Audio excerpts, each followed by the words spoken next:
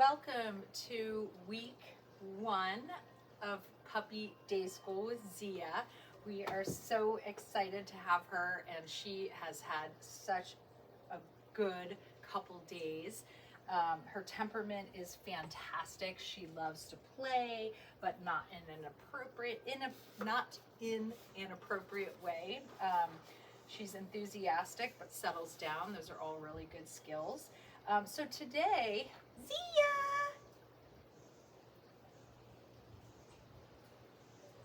Up, up, up, up, up.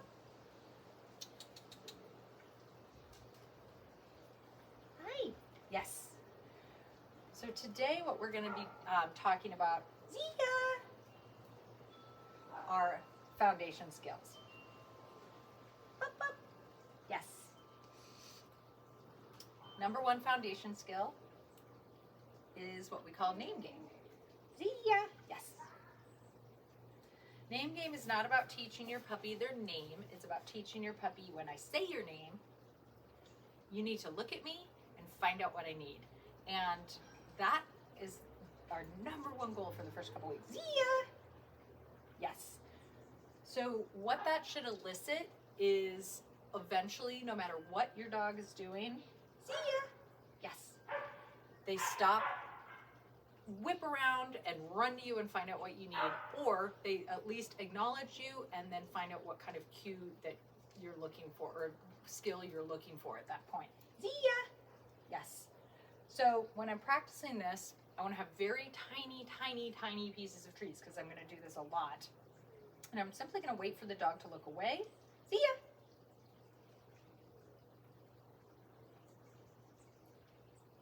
And if I don't get the eye contact, which I didn't that time, I am going to stop. I'm not going to repeat the dog's name. I'm going to try to wait for the dog not to be super distracted. Zia! Yes. I want to try to make this so we can be as successful as possible. So I would start doing this in the house where there's no other external distractions. This is a hard environment to practice in. Zia! So by next week, week 2, Zia! Up, up, up, up, up.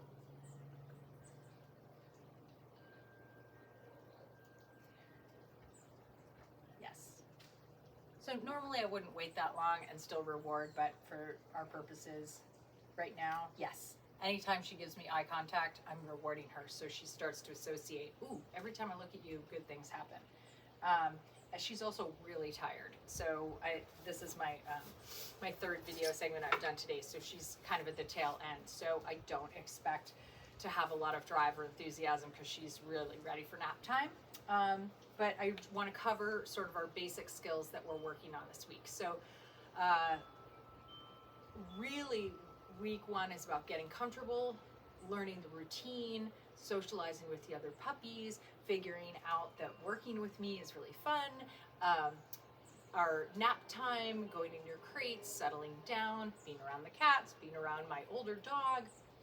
All of those kinds of things are really a lot in the first week. So our training that we're doing in terms of skills, behaviors that we're introducing are fairly minimal, because it's overwhelming for them. So we're working on name game, and we're working on hand targeting. Those are our 2 big things. I'm going to do hand targeting in another segment, but I just want to really quickly review. When we're working with their puppies, we're using food rewards, but they should be tiny. They can be kibble, although I want to mix in lots of higher value treats, but again, very small. Even things that they call training treats that are like, maybe a 1/2 inch by a 1/2 inch or something, or 1/4 inch, not 1/2 inch, that's way too big. I cut up into like minuscule little pieces so the puppy can put them in their mouth, they don't have to chew them, and they can swallow them. And hi, what are you doing? What you doing? I'm also always like to have a specific mat that I use when we're practicing stationary behaviors. So when we're not practicing, I put it up and I put it away somewhere. You'll see why, because when we start introducing down and go to your place, the dog is always used to practicing on this thing, so on this bed or mat, so it becomes really, holds a lot of value. So that's another tip. So picking times when your puppy is hungry and excited. So right after nap time, before anytime before a meal, those are great times to work in 5 or 10 repetitions of stuff. Training your puppy should not be about taking additional time out of your day. It should be about working repetitions in every time you interact with your puppy. That's how you get a puppy that's always responsive to you. Versus, okay, now we're going to work on training and the rest of the time we don't do anything. So think about times when, you know, in the morning, I wake up, I take my puppy out for a potty break, I go upstairs, I start my coffee. I'm waiting for my coffee. I grab a handful of kibble and we do, 5 or 10 things. Not a lot, like 5 or 10 things, maybe 15. And then I toss a ball and I give them their toys. And then maybe right before I feed them their breakfast, we do another 5 or 10 things. So by breakfast time, I've already gotten in maybe 20 plus repetitions of something. That's fantastic. That's kind of the way that I want to work my training throughout the day, because you're always interacting with your puppy, going out for a potty break, lots of playtime, lots of feeding, and working on a regular schedule, getting lots of crate time in during the day. So we don't need a crate because we're so tired. So those are the things that I really want you to think about.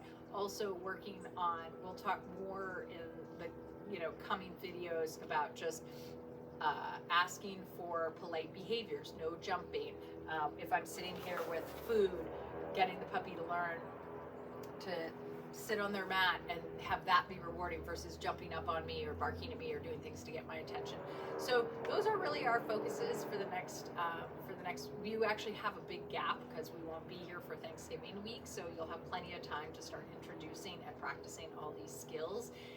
It is not necessary, but sometimes it's really helpful for me to see short little video clips, especially if the kids want to help you with that, so that I can see what you're doing. And maybe especially if you're having kind of a roadblock or challenges with something, take a video of it. I had a puppy a couple weeks ago that was just like jumping all over the counters, and so I asked mom and dad to do a video for me of what that looked like, and immediately I could identify the majority of the problems we were having. So it can be really helpful.